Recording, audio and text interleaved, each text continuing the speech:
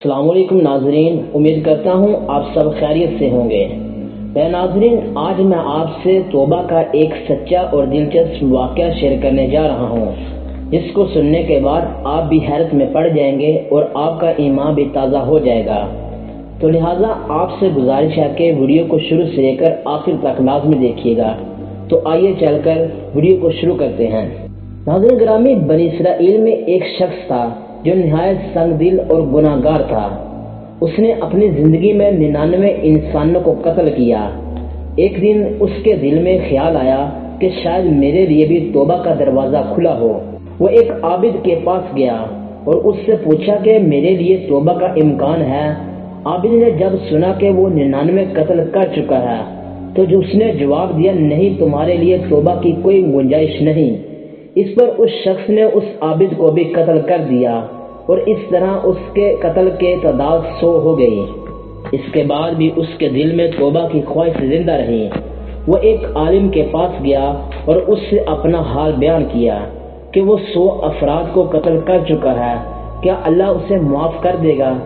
عالم نے جواب دیا، یقیناً اللہ کی رحمت بہت وسیع ہے اور وہ تمہیں معاف کر سکتا ہے، لیکن تمہیں اپنے موجود ماحول کو چھوڑ کر نیک لوگوں کے ساتھ رہنا ہوگا۔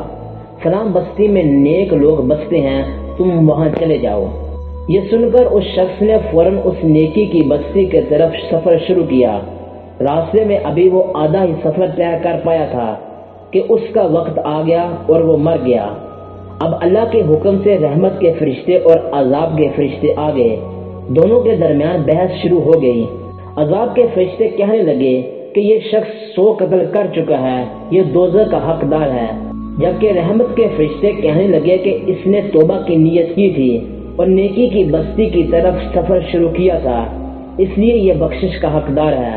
اللہ تعالیٰ نے ان کے درمیان فیصلہ کرنے کے لیے حکم دیا کہ دونوں بستیوں جہاں سے وہ آیا اور جہاں سے جا رہا تھا کے درمیان فاصلے کو ناپو۔ اگر وہ نیکی کی بستی کے قریب ہے تو وہ بخشا جائے گا۔ اللہ تعالیٰ کے حکم سے زمین کو حکم دیا گیا کہ نیکی کی بستی کا فاصلہ کم ہو جائے اور اس طرح وہ نیکی کی بستی کے قریب ہو گیا، چنانچہ اللہ تعالیٰ نے اس کی بخشش فرما دی۔ سبحان اللہ۔ اور بے شک اللہ پاک بڑا معاف کرنے والا اور درگزر کرنے والا ہے۔ اگر کوئی انسان اللہ کی طرف ایک قدم بڑھاتا ہے تو اللہ تعالیٰ اس کی طرف 70 قدم خود چل کر آتے ہیں۔ سبحان اللہ۔ تو دوستو، آپ نے اس ویڈیو میں جانا کہ اس شخص نے 100 قتل کیے تھے، لیکن پھر بھی اللہ پاک نے اسے معاف کر دیا۔